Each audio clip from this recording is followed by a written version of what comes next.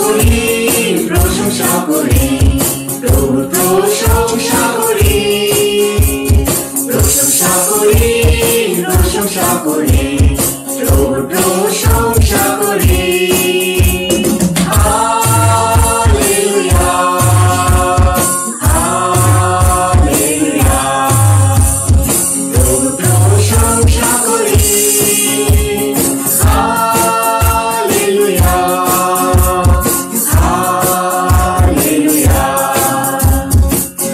প্রশংসা করি,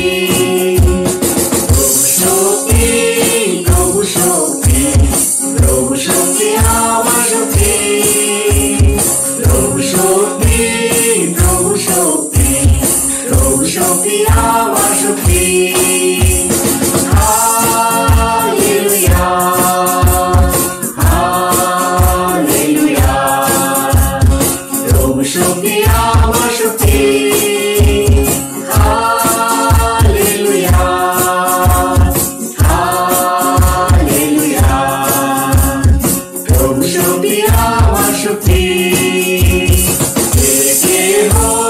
প্রভুকে ডাকে সে পরিত্রাণ পাবে, যে কেহ প্রভুকে ডাকে সে পরিত্রাণ পাবে। হালেলুয়া, হালেলুয়া, সে পরিত্রাণ পাবে।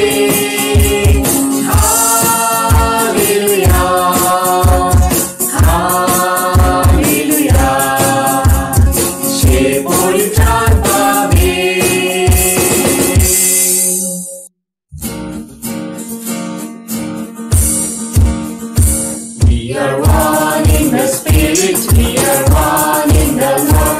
We are one in the Spirit, we are one in the Lord. And we pray that all unity will someday be restored. And they'll know we are Christians by Allah, by Allah. Yes, they know we are Christians by Allah. We will walk with each other, we will walk hand in hand. We will walk with each other, we will walk hand in hand. And together we'll spread the news that God is in our land. And they'll know we are Christians by Allah, by Allah. Yes, they know we are Christians by Allah. We will walk with each other, we will walk side by side. We will walk with each other, we will walk side by side. And we'll guard and dignity and crucify our pride. And they'll know we are Christians by Allah, by Allah. Yes, they know we are Christians by Allah. All praise to the Father from whom all things come. All praise to Christ Jesus, He is only Son. All praise to the Spirit who makes us one. And they'll know we are Christians by Allah, by Allah. Yes, they know we are Christians by Allah. And they'll know we are Christians by Allah, by Allah. Yes, they know we are Christians by Allah.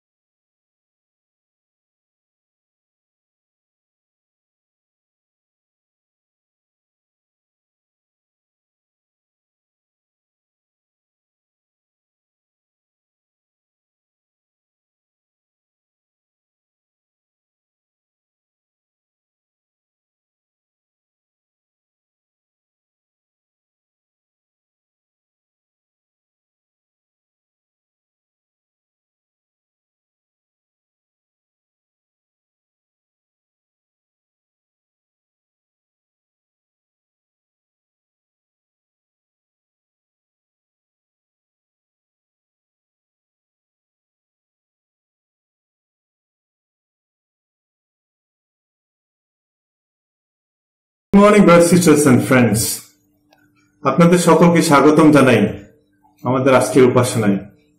আসুন আমরা এই সময় যদিও physically একসাথে meet হতে পারিনি, আমরা যে যেখান থেকে রয়েছি সেই জায়গায় থেকে বসে আমরা ঈশ্বর উপাসনা যেন আমাদের অন্তরকে আমরা প্রস্তুত করি এবং ঈশ্বরের গৌরব করি আমাদের জীবনের মধ্য দিয়ে। এই সব কিছুর মধ্য দিয়ে তিনি তার গৌরবের জন্য কাজ করে যাচ্ছেন। তার আগে আমরা একটা স্ক্রিপচার দেখি। দ্বিতীয় বংশাবলী 20 অধ্যায় 13 থেকে 19 পর্যন্ত পড়ব। সেই সময় জিহুদার সমস্ত লোক তাদের স্ত্রী, ছেলে মেয়ে ও শিশুদের নিয়ে সেখানে সদাপ্রভুর সামনে দাঁড়িয়েছিলেন। তখন সেই দলের মধ্যে যহসিয়েল নামে আসাফের বংশের একজন লেবীয়ের উপর সদাপ্রভুর আত্মা আসলেন। যহসিয়েল ছিলেন সখরিয়ের ছেলে, সখরিয় বনায়ের ছেলে, বনায় জিয়েলের ছেলে, জিয়েল মথনিয়ের ছেলে। যহসিয়েল বললেন, হে রাজা জিহোশাফত ও আপনারা যারা জিহুদা আর জেরুসালেমে বাস করেন সবাই শুনুন, সদাপ্রভু আপনাদের কাছে এই কথা বলছেন, এই বিরাট সৈন্যদল দেখে তোমরা ভয় পেও না বা নিরাশ হইও না। এই যুদ্ধ ঈশ্বরের, তোমাদের নয়। আগামীকাল তোমরা তাদের বিরুদ্ধে বের হবে। তখন তারা শেষ নামে পাহাড়ের পথ দিয়ে উঠে আসবে। তোমরা জিরুয়েল নামে মরু এলাকার কাছে উপত্যকার শেষের দিকে তাদের পাবে। এই যুদ্ধ তোমাদের করতে হবে না। হে জিহুদা ও জেরুসালেমের লোকেরা, তোমরা সারি বেঁধে দাঁড়িও এবং সদাপ্রভু তোমাদের কিভাবে উদ্ধার করেন তা দেখো। তোমরা ভয় করো না, নিরাশ হইও না।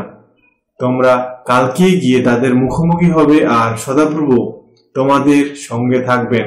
তখন জিহোশাফত মাটিতে উবুর হয়ে পড়লেন এবং জিহুদা ও জেরুসালেমের সমস্ত লোক ভক্তি জানাবার জন্য সদাপ্রভুর সামনে মাটিতে উবুর হলেন। তারপর কহাথীয় ও করহীয় বংশের লোকেরা অনেক লেবীয় উঠে দাঁড়িয়ে খুব জোরে জোরে ইসরায়েলের ঈশ্বর সদাপ্রভুর গৌরব করতে লাগলেন। আমেন। প্রিয় ভাই এবং বন্ধুরা, আমরা এখানে দেখি যে ইসরায়েলের বিরুদ্ধে, জিহুদার বিরুদ্ধে সে মোয়াবীয়রা বিশাল সৈন্যদল নিয়ে যুদ্ধ করতে এসেছিল। তারা সেই সৈন্যদল দেখে তারা ভীত সন্ত্রস্ত ছিল এবং এই কারণে এই বিপদের সময় তারা সবাই মিলে, রাজা এবং ইসরায়েলের লোকেরা, তারা ঈশ্বরের সামনে উপস্থিত হলো। ঈশ্বর তাদেরকে বললেন এই সৈন্যদল দেখে তারা যেন ভয় না পায়। এই যুদ্ধ তাদের নয়, এই যুদ্ধ ঈশ্বরের। প্রিয় ভাই বোন এবং বন্ধুরা, আজকে আমাদের লাইফে আমরা হয়তো সৈন্যদল দেখে যুদ্ধ করতে হচ্ছে না আমাদের, কিন্তু আমাদের লাইফেও সেই অস্ত্রে সজ্জিত সৈন্যদলের মতো আমাদের লাইফে প্রবলেম গুলো আসে। সেটা হতে পারে আমাদের সিকনেস, এই প্যান্ডেমিক, করোনার প্যান্ডেমিক, কোভিড-19 এর প্যান্ডেমিক, কিংবা আমাদের প্রিয়জনকে হারানো, কিংবা আমাদের জবলেসনেস, ফিনান্সিয়াল ক্রাইসিস। এই সবগুলো দেখে আমাদের কাছে মনে হয় এটা আমাদের কাছে অসম্ভব, আমরা কিভাবে সেটাকে পালিয়ে দিব। পার্সোনালি আমিও যখন আমি দেখি আমার ফিনান্সিয়াল ক্রাইসিস গুলো, ডিফিকাল্ট টাইমস গুলো যখন সামনে আসে, মনে হয় এইগুলো কোথা থেকে ম্যানেজ করব, কিভাবে এটাকে অ্যারেঞ্জ করব। সামনে আমাদের জন্য ক্রিসমাস আসছে, সেলিব্রেশনের টাইম আসছে, কিভাবে এই কষ্টগুলোকে বেয়ার করব, এই সমস্ত চিন্তা আমাদের মধ্যে কাজ করে। প্রিয় ভাই এবং বন্ধুরা, কিন্তু ঈশ্বর বিশ্বস্ত। যেভাবে জিহোশাফত এবং জিহুদার লোকদেরকে ঈশ্বর রক্ষা করেছিলেন এবং তাদেরকে বলেছিলেন যে এই যুদ্ধ তোমাদের নয়, এই যুদ্ধ আমার, কিন্তু তোমরা কালকে সকালে যাবে এবং তোমাদের পজিশনে দাঁড়াবে, আমি তোমাদের হয়ে যুদ্ধ করব, তোমাদের সেই যুদ্ধ করতে হবে না। আজকে ব্রাদার্স, আজকে আপনাকে আমাকেও তিনি কল করছেন যেন আমরা তার প্রশংসা করার জন্য, তার কাজ করার জন্য, আমাদের দৈনন্দিনের কাজ করার জন্য আমরা সাহসের সাথে নিই, কনফিডেন্টলি ঈশ্বরের উপর ট্রাস্ট রেখে এগিয়ে যাই। আমাদের প্রতিদিনের কাজ আমরা বিশ্বস্ততার সাথে করি, আমাদের দায়িত্বগুলো আমরা বিশ্বস্ততার সাথে করি। দেখবেন ঈশ্বর আপনার সেই বিশ্বস্ততাকে, তার প্রতি ভালোবাসার কারণে তিনি আপনাকে উদ্ধার করবেন। তিনি সেই প্রমিসই করছেন আমাদেরকে। তো আজকে যখন আমরা তার শিষ্য হিসাবে, তার বিশ্বাসী হিসাবে, তার উপর উপাসনাকারী হিসাবে তার সামনে উপস্থিত হয়েছি, আসুন আমরা আমাদের অন্তরকে তার সামনে নিয়ে আসি এবং আমাদের অন্তরে ডিভোশন নিয়ে, ভক্তি নিয়ে তার উপাসনা করি, তার বাক্য থেকে শিখি। আজকে আমাদের ভাই জুয়েল যখন ঈশ্বরের বাক্য থেকে তুলে ধরবেন, আসলে আমরা আমাদের অন্তরকে খুলে দিই যেন আমরা ঈশ্বরের বাক্য থেকে শিখতে পারি এবং তার গৌরবের জন্য আমরা আমাদের জীবনে সেটাকে কাজে লাগাতে পারি এবং আমাদের জীবনের মধ্যে দিয়ে যেন তিনি গৌরবান্বিত হন। আমেন। আসলে আমরা প্রার্থনা করি, তারপরে শুরু করি। Let's pray. স্বর্গীয় মহান পিতা, তোমাকে ধন্যবাদ জানাই শুধু সময়ের জন্য। তুমি আমাদেরকে তোমার বাক্য থেকে দেখতে সাহায্য করেছো বাবা। তুমি সেই কিভাবে বিশ্বস্ত ঈশ্বর পিতা প্রভু, সে জিহুসাফত এবং জিহুদার লোকদেরকে তুমি সে রক্ষা করেছিলে, তুমি প্রমিস করেছিলে যে এই যুদ্ধ তোমার। আজকে আমরাও সেরকম ফিল করি বাবা। আমাদের লাইফে যা কিছু হচ্ছে বাবা, অনেক আমরা দেখেছি আমাদের লাইফে তুমি বিপদ থেকে রক্ষা করেছো এবং সামনে যে বিপদগুলো আসছে সেখান থেকেও তুমি আমাদেরকে রক্ষা করবে, কারণ তুমি আমাদেরকে নিয়ে তুমি কেয়ার করো, আমাদেরকে তুমি ভালোবাসো এবং আমাদেরকে তুমি উদ্ধার করো বাবা। আমাদের লাইফে বিভিন্ন প্রবলেমস গুলো আমাদের কাছে সেই অস্ত্র শস্ত্রে সজ্জিত সেই যোদ্ধার মতো মনে হয় পিতা প্রভু, যা আমাদের লাইফে ফিয়ার নিয়ে আসে, ইনসিকিউরিটিস গুলো নিয়ে আসে।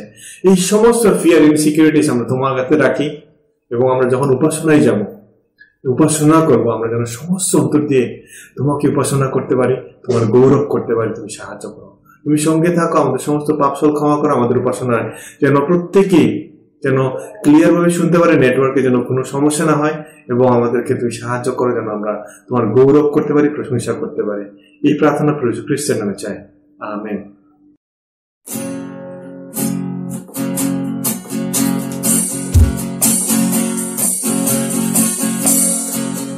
When the Savior calls, I will answer. When He calls for me, I will be here. When the Savior calls, I will answer. I'll be somewhere listening for my name. And I'll be somewhere listening. I'll be somewhere listening. I'll be somewhere listening for my name. And I'll be somewhere listening. I'll be somewhere listening. I'll be somewhere listening for my name. If my robe is white when He calls me, if my robe is white, I will hear. If my robe is white when He calls me, I'll be somewhere listening for my name. And I'll be somewhere listening. I'll be somewhere listening. I'll be somewhere listening for my name. And I'll be somewhere listening. I'll be somewhere listening. I'll be somewhere listening for my name. If my heart is right when He calls me, if my heart is right, I will be here. If my heart is right when He calls me, I'll be somewhere listening for my name. And I'll be somewhere listening. I'll be somewhere listening. I'll be somewhere listening for my name. And I'll be somewhere listening. I'll be somewhere listening. I'll be somewhere listening for my name. And I'll be somewhere listening. I'll be somewhere listening. I'll be somewhere listening for my name. And I'll be somewhere listening. I'll be somewhere listening. I'll be somewhere listening for my name. When the Savior calls, I will answer. When He calls for me, I will hear. When my Savior calls, I will answer. I'll be somewhere listening for my name. And I'll be somewhere listening. I'll be somewhere listening. I'll be somewhere listening for my name. And I'll be somewhere listening. I'll be somewhere listening. I'll be somewhere listening for my name.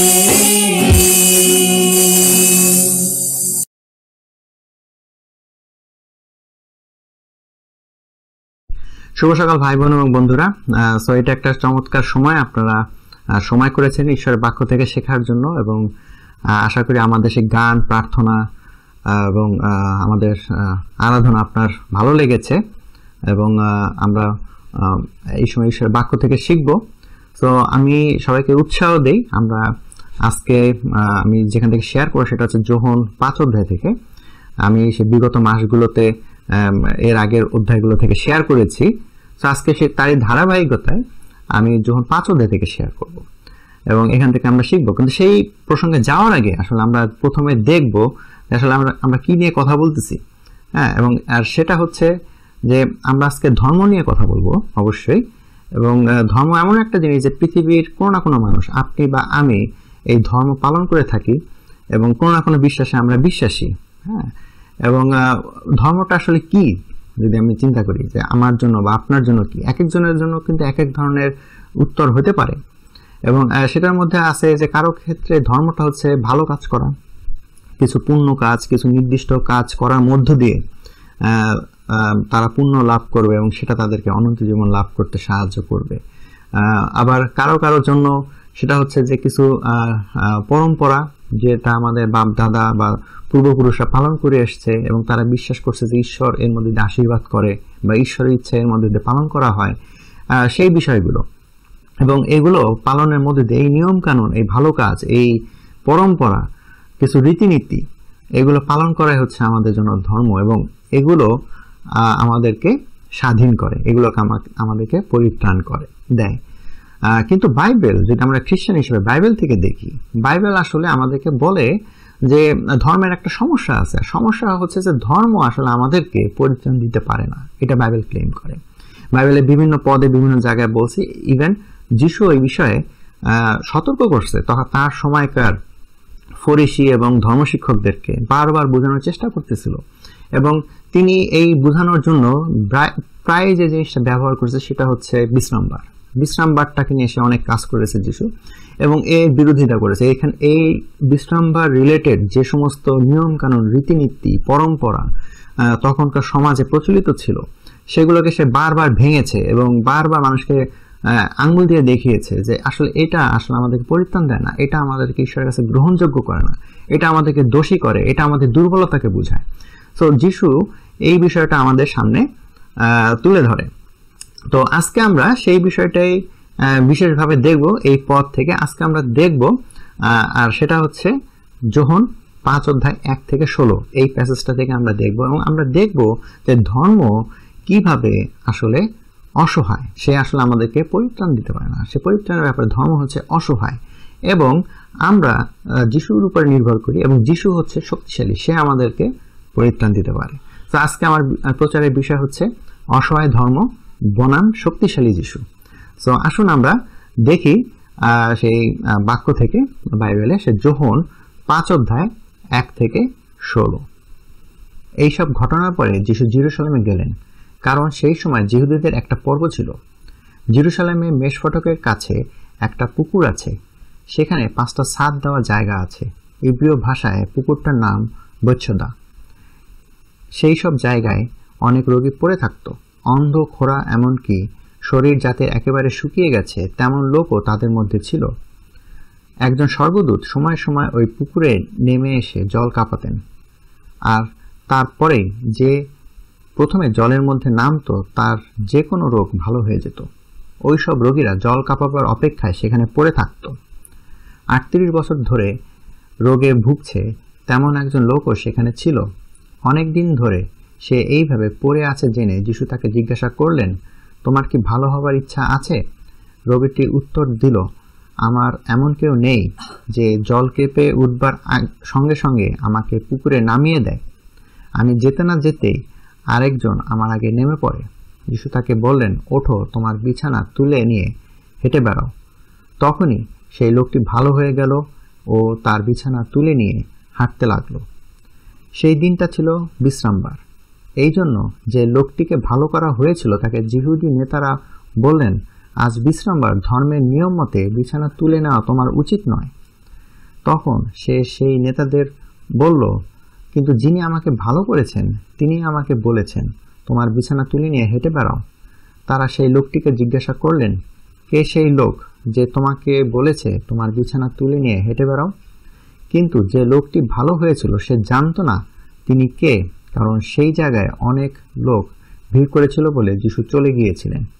এরপরে যিশু সেই লোকটিকে উপাসনা ঘরে দেখতে পেয়ে বললেন, দেখো তুমি ভালো হয়েছ, পাপে জীবন আর কাটায়ও না, যেন তোমার আরো ক্ষতি না হয়। তখন সেই লোকটি গিয়ে যিহুদি নেতাদের বলল যে তাকে যিনি ভালো করেছেন তিনি যিশু। বিশ্রামবারে যিশু এই সব কাজ করেছিলেন বলে যিহুদি নেতারা তাকে মেরে ফেলতে চেষ্টা করলেন। আমেন। যদি ভাই বোনেরা এই প্যাসেজ থেকে যদি আপনি দেখে থাকেন, এই প্যাসেজের প্রথম থেকে শেষ পর্যন্ত এই 16টি পদ যদি আপনি মনোযোগ সহকারে শুনে থাকেন, তাহলে আপনি এটা খেয়াল করবেন যে যিশু এমন একটি স্থানে এই আশ্চর্য কাজটি করেছে যেখানে আসলে অনেক অসুস্থ রোগী ছিল। অনেকের মাঝ থেকে সে একজনকে বেছে নিয়েছিল, যিনি 38 বছর ধরে অসুস্থ ছিল এবং সে অনেক দিন ধরে চেষ্টা করতেছিল সুস্থ হওয়ার জন্য, সেখানে এসেছিল। এবং একই সাথে যদি আপনি দেখেন যে পরবর্তীতে সেই লোকটি সুস্থ হয়েছে এবং সে যখন সমাজের কাছে ফিরে গেছে, তখন ধর্মশিক্ষকদের সাথে যিশুর এই কাজের জন্য তার সাথে একটা সংঘাত তৈরি হয়।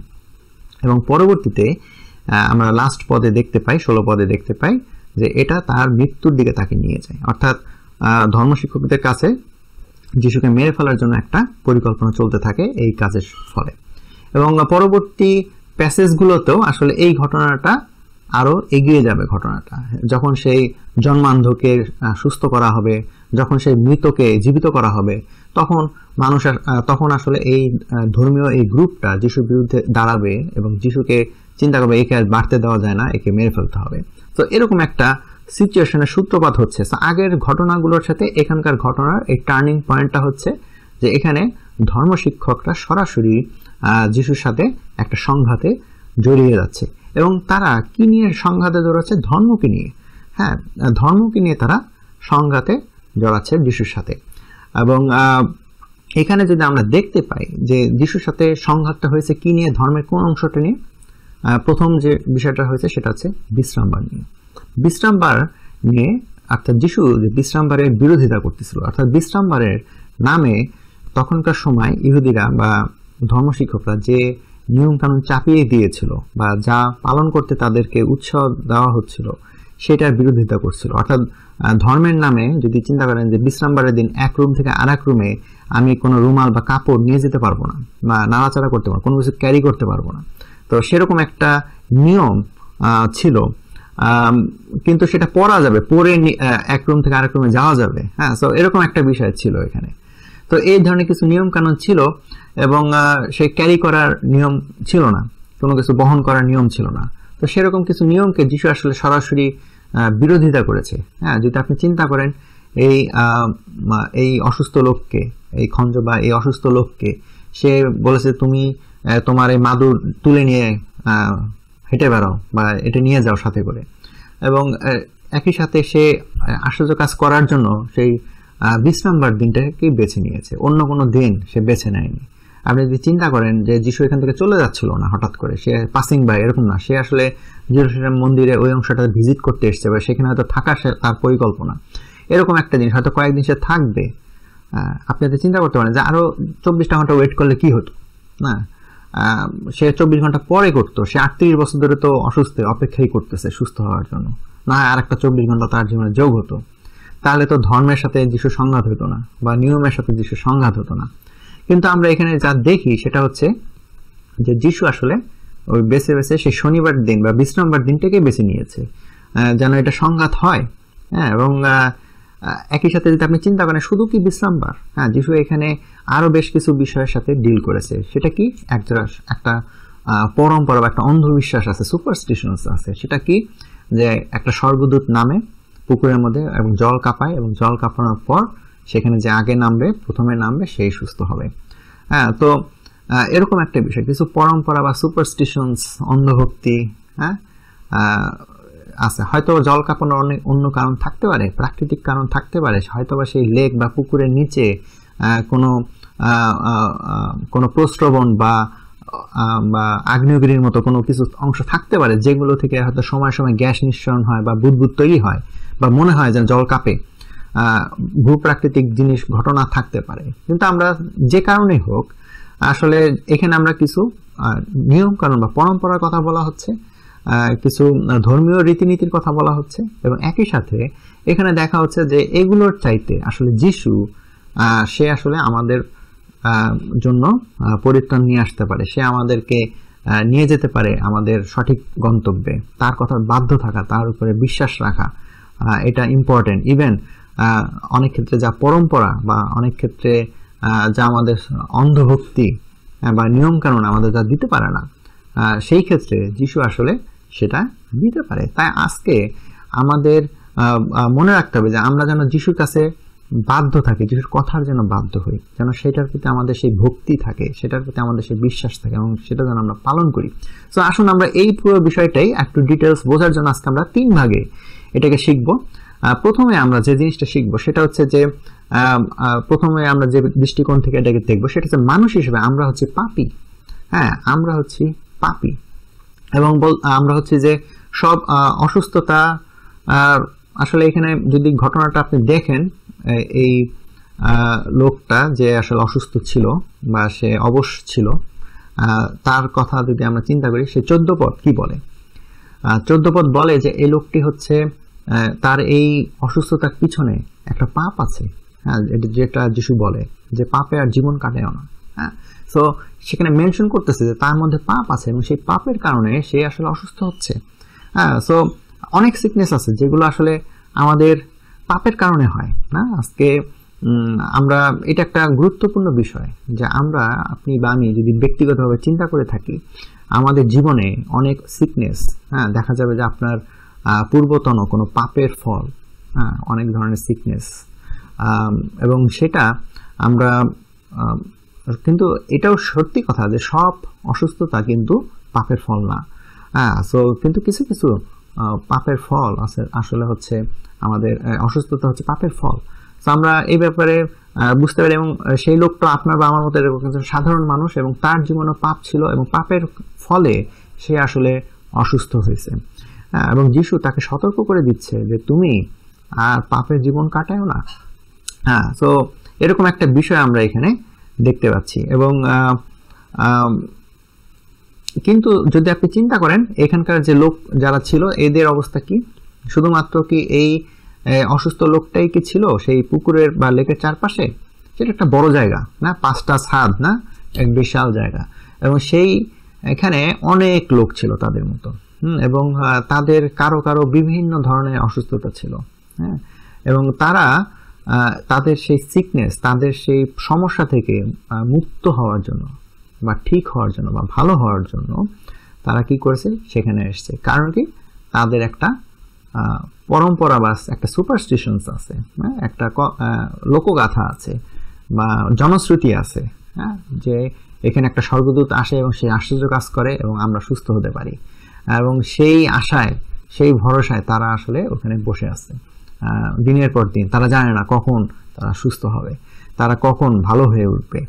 মানুষের এই ধরনের ভক্তি তাদের জীবনে আমরা এখানে দেখতে পাই। তো দ্বিতীয় যে বিষয়টা আমরা দেখব এই প্যাসেজ থেকে, ধর্ম আমাদের স্বাধীন করে না বরং বেঁধে রাখে। এটা কিরকম?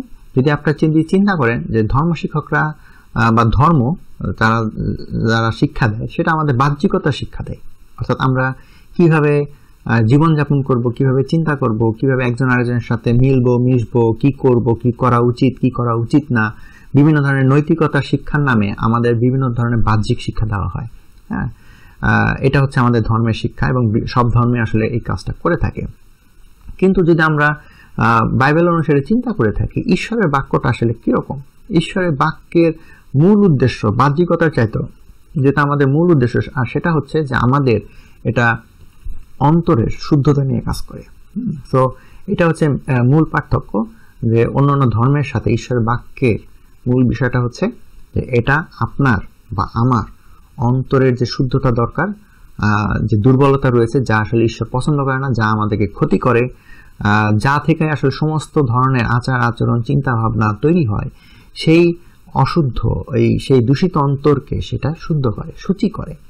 এবং যিশু আসলে সেই বিষয়ে আসলে 14 পদ একটু আগে আমি আলোচনা করতেছিলাম, তাকে সতর্ক করে দিচ্ছিল যে আর পাপের জীবন কাটায়ও না। সেরকম একটা বিষয় আসলে ঈশ্বরের বাক্য আমাদেরকে সতর্ক করে যাতে আমরা পাপের জীবন না কাটাই। এবং মনে করবেন না যে যিশু আসলে ওই লোকটাকে সেকেন্ড টাইমে এসে সতর্ক করতেছে, কারণ কি প্রথমবার যদি আপনি এই লোকটাকে দেখেন যে কি হয়েছে, সে তাকে আসলে যিশু কাছে আসছে এবং যিশু জানতেন আসলে সেই লোকটা কিরকম, এবং তার বিষয়ে সে জানা সত্ত্বেও সে আসলে তাকে প্রশ্ন করছে, তাকে জানতে চাইছে যে তুমি কি সুস্থ হইতে চাও কিনা। এবং যখন সে সুস্থ হয়েছে, যদিও তার অ্যান্সার নিয়ে আমি পরের পয়েন্টে কথা বলবো, লাস্ট পয়েন্টে, কিন্তু এখানে আমরা যে বিষয়টা বুঝতে পারি সেটা হচ্ছে যে সে আসলে খুব একটা গ্রেটফুল ছিল না যিশুর প্রতি। হ্যাঁ, যিশুর নামটা পর্যন্ত সে জানে নাই প্রথমবার। সে সুস্থ হয়েছে, তাকে মাদুর নিয়ে উঠে যেতে বলছে, সে উঠে গেছে এবং সে ঘুরে বেরিয়েছে, এবং সে এমন জায়গায় গেছে সেটা হচ্ছে ধর্মশিক্ষকদের কাছে গেছে, এবং সে অন্য কোথাও যায়নি, সে হয়তো নিজের লোকদের কাছে যায় নাই আগে।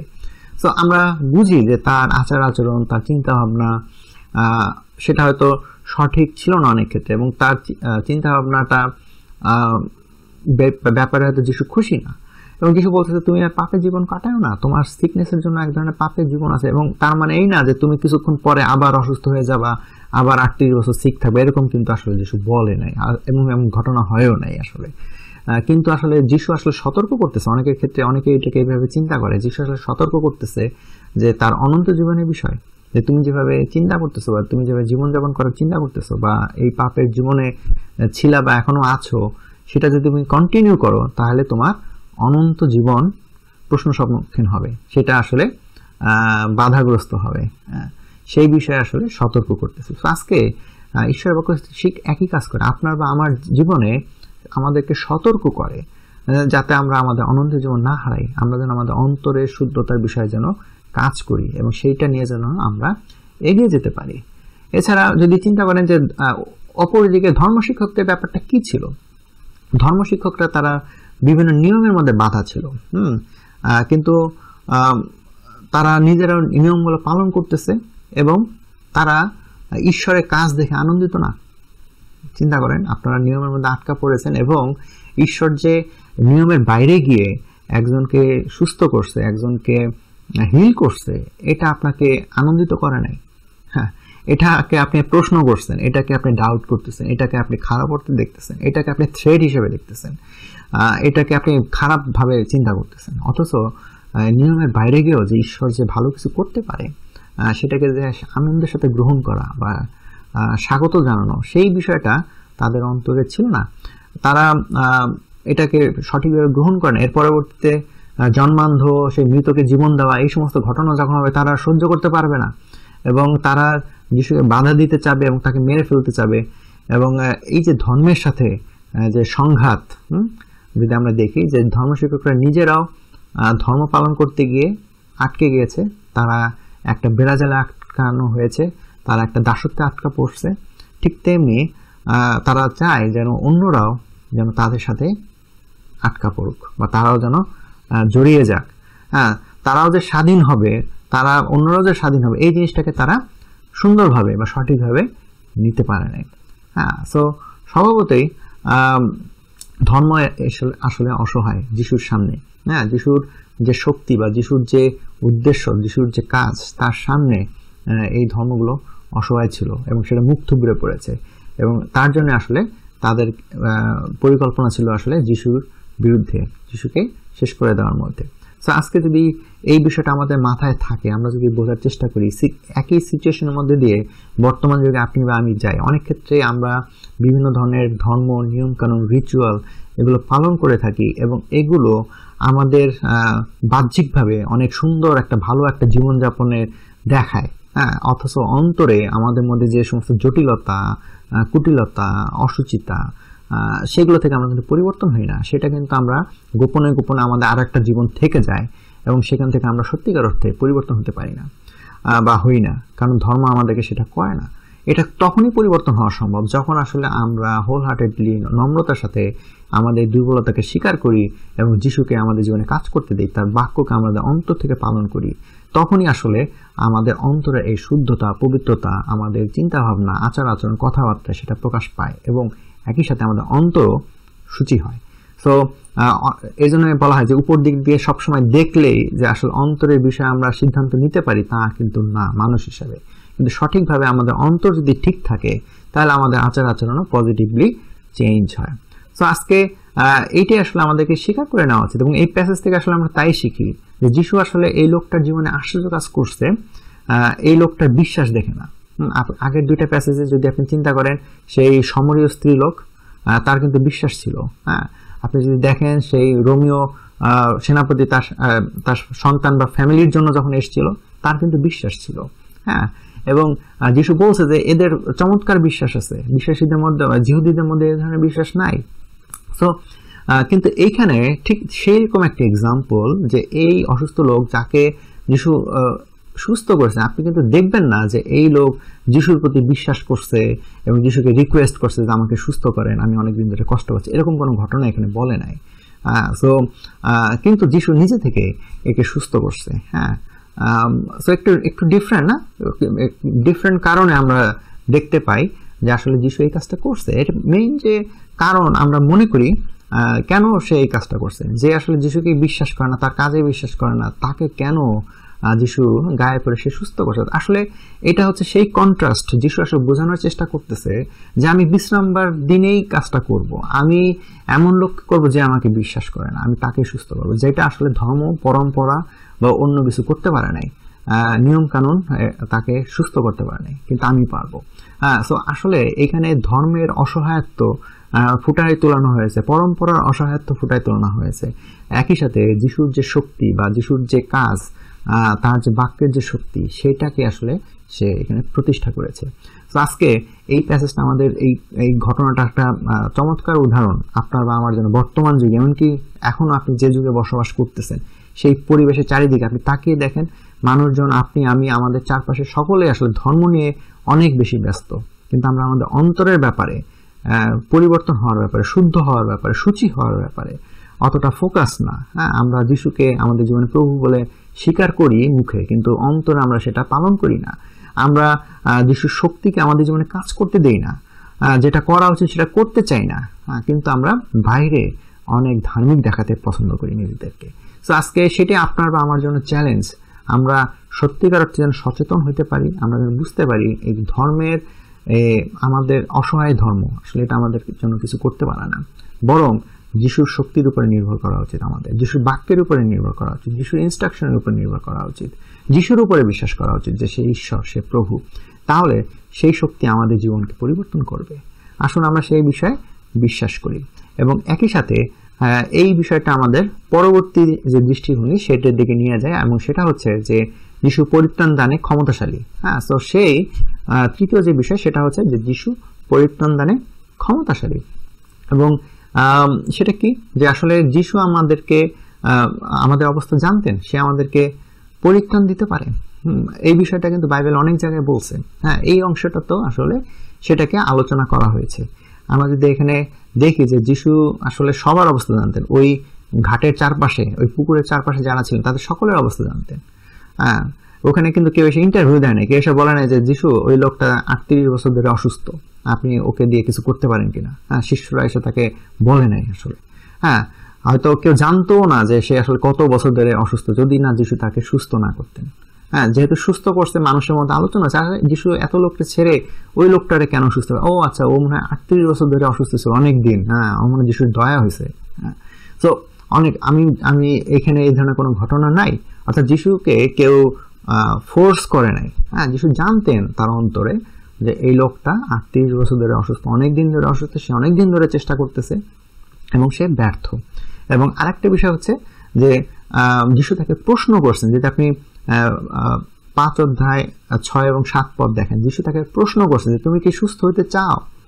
হ্যাঁ, এবং উত্তরে সে কি বলছে, আসলে সে কিছু কমপ্লেইন দিয়েছে। কমপ্লেইনটা কি, যে সে কিন্তু উত্তর দেয় নাই, সে কিন্তু বলে না হ্যাঁ আপনি কে, আমি সুস্থ হতে চাই, আপনি কি আমাকে হেল্প করতে পারেন কিনা, এটা সে বলে নাই। সে সরাসরি বলতেছে, সে কমপ্লেইন, অ্যান্সার হচ্ছে তার কমপ্লেইন। সে বলতেছে যে আমাকে তো কেউ হেল্প করে না, আমাকে তো কেউ সাহায্য করে না আমি যেন সুস্থ হই, আমার পিছনে তো কেউ লেগে নাই, বা আমাকে তো কেউ নিয়ে পুকুরের মধ্যে নিয়ে যায় না।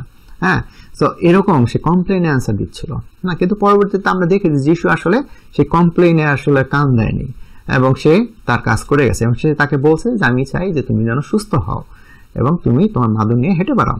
সো আমরা যদি এখানে আরো দেখি এবং সেটা হচ্ছে কি যে অনেক ক্ষেত্রে এই বিষয়টা আমাদের ব্যক্তি জীবনেও ঘটে থাকে। কিরকম? যেমন আমাদের বিষয় আসলে যিশু সবই জানেন, কিন্তু তারপরেও ঈশ্বর বা যিশু কেন আমাদেরকে প্রশ্ন করেন? আপনি চিন্তা করেন, সে যেহেতু জানে তার প্রশ্ন করা দরকার কি ছিল? এটা এরকম যে ইনফরমেশন নেওয়ার জন্য যে সে সুস্থ হইতে চায় কি চায় না, না, সে অ্যান্সারও জানতেন যিশু। যেহেতু আমরা জানি সে ঈশ্বর, সে আসলে অন্তরে সবই জানতেন যে আসলে কি অ্যান্সার দিতে পারে। আসলে অনেক ক্ষেত্রে ঈশ্বর প্রশ্ন করেন যাতে আমরা আমাদের অন্তরকে যাচাই করে দেখতে পারি, আমাদের অন্তরকে যাতে আমরা বের করে নিয়ে আসতে পারি, আমরা যেন বুঝতে পারি যে আমাদের জীবনে ঈশ্বরের দয়া দরকার, আমাদের জীবনে ঈশ্বর দরকার, আমাদের জীবনে যিশুকে দরকার। সেই জন্য আসলে বাইবেলে দেখবেন অনেক জায়গায় ঈশ্বর আপনাকে বা আমাকে প্রশ্ন করছে, এবং প্রশ্নের উত্তর এই না যে আপনি ঈশ্বর আমাদের উত্তর জানে না, কিন্তু আমরা যেন নিজেদেরকে চেক করতে পারি। এই লোককে প্রশ্ন করা হয়েছে এবং দেখা গেছে তার অন্তরে ভরা ফুল অফ হচ্ছে কমপ্লেইন। হ্যাঁ, এই লোক আমাকে এটা করে নাই, ওই লোক এটা করে নাই, আমি ব্যবসায় বাধা দিছে, সে হয়তো ভিক্ষা করতো মেবি তার হয়তো ইনসিকিউরিটি ছিল যে আমি যদি সুস্থ হয়ে যাই 38 বছর পর, এত বছর পর, মানুষজন আমার এতদিনের পেশা আমি ভিক্ষা করতাম বা মানুষজনের কাছে সাহায্য নিতাম, সেগুলো কি হবে? আমার পেশা চেঞ্জ হয়ে যাবে, আমাকে কাজ করে খাইতে হবে, হ্যাঁ, বা আমার এতটুকু কোনো কাজ থাকবে কিনা, বা আগে আমি হয়তো জানি না অসুস্থ হওয়ার আগে সে কে ছিল, হয়তো সে চিন্তা করে সেই প্রফেশনে ফিরে যাবে কিনা, হয়তো সে তার দুর্বলতাতেই কমফোর্টেবল হয়ে গেছে। কিন্তু যিশু আসলে সেগুলোকে চ্যালেঞ্জ করতেছে, সে বলতেছে তুমি কি আসলে সুস্থ হইতে চাও? সে তার অন্তরে প্রশ্ন করতেছে এবং অন্তরে সেই কমপ্লেনের আড়ালে তার নিজের যে দুর্বলতাগুলো রয়েছে সেগুলোকেও সে পয়েন্ট আউট করতেছে। আজকে সেই একই প্রশ্ন যখন যিশু তার বাক্যের মধ্যে আপনাকে আমাকে করে, তখন আমাদের অ্যান্সারগুলো কি থাকে? আমাদের দুর্বলতার জন্য বা আমাদের অসুস্থতার জন্য বা আমাদের না পারার জন্য আমরা যে এক্সকিউজগুলো দিই, সেগুলো কি কমপ্লেন এক্সকিউজ? আপনি কার কার বিরুদ্ধে কমপ্লেন দেন? হ্যাঁ, কিসের জন্য কমপ্লেন দেন? আপনার কমপ্লেন কাদের বিরুদ্ধে থাকে? আপনি যদি চিন্তা করে থাকেন, আপনি প্রশ্ন করে দেখতে পারেন। কিন্তু আজকে বিশ্বাসী হিসেবে যিশু এক্সপেক্ট করে যাতে আপনি বা আমি যেন তার কথার বাধ্য থাকি এবং সেইভাবে জীবনযাপন করি। এটা আপনার প্রতি এক্সপেকটেশন, এটা আমার প্রতি এক্সপেকটেশন। হ্যাঁ, সো অনেকেই সেখানে ছিল, হ্যাঁ, কিন্তু সবাইকে কিন্তু সুস্থ করা হয়নি। আপনি যদি চিন্তা করেন আরেকটা বিষয় এখানে, সেটা হচ্ছে কি সেখানে অনেকেই ছিল কিন্তু তাদেরকে সুস্থ করা হয়নি। এর কারণটা কি? কেন একজনকে সুস্থ করছে? সে তো পুরো পুকুর পাড়ে যারা যে কজন ছিল ওই পুকুরের আশেপাশে সবাইকে সুস্থ করে দিতে পারতো। সে তো শুধু বেঁচে মাত্র একজনকে নিছে, তাও আবার কি শনিবার নিছে। সে 24 ঘন্টা পরেও করতে পারতো কাজটা, সেটা সে করেন এবং সে আইন ভাঙাইছে, বলছে তুমি এই মাদুরটা উঠি না, হাঁটো, চলে যাও। হ্যাঁ, আইন ভাঙছে এবং সেটা শনিবার দিনই করতে হয়েছে, রাইট? তো আজকে সেই বিশ্রামবার দিনই তাদের এই কাজটা করাইতে হলো। তো আজকে আমরা এই বিষয়টা বোঝার চেষ্টা করি যে তার এই কাজ করার উদ্দেশ্য ছিল, তার একটা কিন্তু সে কেন করছে, কিসের জন্য করছে, কেন সে করে নাই। হ্যাঁ, অনেক ক্ষেত্রে আমরা কি করি, ঈশ্বরকে বা যিশুকে আমরা প্রশ্ন করতে চাই, জানতে চাই। হ্যাঁ, অনেক ক্ষেত্রে এটার উত্তর আমরা জানি না। কারণ কি? যিশু হচ্ছে সার্বভৌম, ঈশ্বর হচ্ছে সার্বভৌম, সে তার কাজের জন্য কাউকে জবাবদিহিতা করে না। সে বলে না যে কেন সে অমুককে বেছে নিয়েছে, কেন অমুককে বেছে নেয়নি, কেন সে তাকে রেইজ করছে, কেন তাকে রেইজ করে না। আপনি যদি বাইবেলে দেখেন প্রথম থেকে এখন পর্যন্ত, হ্যাঁ, আব্রাহামের ছেলে ইসহাক এবং ইসমাইল থেকে আরম্ভ করে এখন পর্যন্ত দেখবেন যে একজনকে বেছে নিয়েছে, আরেকজনকে বেছে নেয় নাই। হ্যাঁ, সো কারণ গড সার্বভৌম, তার পরিকল্পনা সে একটা নির্দিষ্ট নিয়মে বংশের পর বংশ ধরে চালিয়ে যায় এবং সেই পরিকল্পনা সবসময় আমরা বুঝি না যে আসলে ঈশ্বর কিভাবে করে। হ্যাঁ, কিন্তু আমরা এখানেও যিশু সেই ধরনের ক্যারেক্টার দেখতে পাই, সে আসলে একে কেন বেছে নিয়েছে, অন্য কাউকে কেন বেছে নেয়নি। এবং সেরকম একটা বিষয় আমরা এখানে দেখতে পাই যে আসলে যিশু হচ্ছে সার্বভৌম ঈশ্বর এবং তার মধ্যে সেই ঈশ্বরের সার্বভৌমত্ব রয়েছে এবং তিনি যাকে ইচ্ছা তাকে খুশি যাকে সে আসলে জীবন দিতে পারেন, সুস্থ করতে পারেন এবং এটা তার ইচ্ছা। আমরা তাকে ফোর্স করতে পারি না, আমরা তাকে বাধ্য করতে পারি না, আমরা তাকে অনুরোধ করতে পারি, আমরা রিকোয়েস্ট করতে পারি, আমরা প্রার্থনা করতে পারি তার কাছে। এবং যিশু আসলে সেই অনুসারে কাজ করে। এবং 21 পদে যদি আপনি চিন্তা করেন, আরেকটু পরে যদি দেখেন, আর 2-1 পদ পরে 5 অধ্যায় 21 পদে সেখানে কি বলছে যে ঈশ্বর যেমন মানুষকে জীবন দেন, ঠিক তেমনি যিশু, মানে সে নিজের বিষয় বলছে, ঠিক তেমনি মনুষ্যপুত্র যাকে খুশি তাকে জীবন দিতে পারেন। সো এই যে নিজেকে তুলনা করা হয়েছে ঈশ্বরের সাথে, ঈশ্বর পুত্র হিসেবে নিজেকে তুলনা করছে, এবং এই বিষয়গুলো আসলে তখনকার সমাজ ব্যবস্থার কাছে গ্রহণযোগ্যতা লাভ করে নাই, হ্যাঁ, এবং তাদের কাছে এটা একটা সমস্যার কারণ ছিল। তো আজকে অনেক ক্ষেত্রে আমরা যদি পরিত্রাণের বিষয় নিয়ে যেহেতু কথা বলতেছি, আমরা যেহেতু পরিত্রাণের বিষয় নিয়ে আসছি, শেষে যদি আমরা এই পয়েন্টের দিকে আগাচ্ছি, এবং তা হচ্ছে যে আজকে শিক্ষিত বা জ্ঞান বা জ্ঞানী মানুষ, হ্যাঁ, কেন আপনি পরিত্রাণ পাইছেন? আপনি শিক্ষিত, আপনি জ্ঞানী, আপনি ভালো কাজ করেন, আপনি ভালোভাবে বড় হয়েছেন, ট্রেন্ড হয়েছেন, সেই কারণে না, সেটা আসলে সেই রকম কোনো কারণ না। এই প্যাসেজ থেকে আমরা যেটা বুঝতে পারি, আর সেটা হচ্ছে যে এটা হচ্ছে ঈশ্বরের ইচ্ছা, ঈশ্বরের অনুগ্রহ, এবং ঈশ্বরের ইচ্ছা এবং অনুগ্রহের কারণে আজকে ঈশ্বর সেটা আপনাকে বেছে নিয়েছেন এই পরিত্রাণের জন্য। যদি শেষে যদি এই অংশটা নিয়ে যদি আমরা একটু আলোচনা করি যে পরিত্রাণের এই বেছে নেওয়ার ব্যাপারটা কি, হ্যাঁ, একটু সেলফ কন্ট্রাডিক্টরি মনে হইতে পারে, না? যেমন যদি আপনি চিন্তা করেন যে আমাদের পরিত্রাণের জন্য আসলে কি কি দরকার, আমাদের মন পরিবর্তন দরকার, হ্যাঁ, এবং যিশুর উপরে বিশ্বাস করা দরকার। দুটো জিনিস, একটা হচ্ছে আপনার পাপী স্বভাব বা জাগতিক চিন্তা ভাবনা থেকে মন পরিবর্তন করতে হবে, এবং বাইবেল অনুসারে জীবনযাপন করার জন্য মন পরিবর্তন করতে হবে।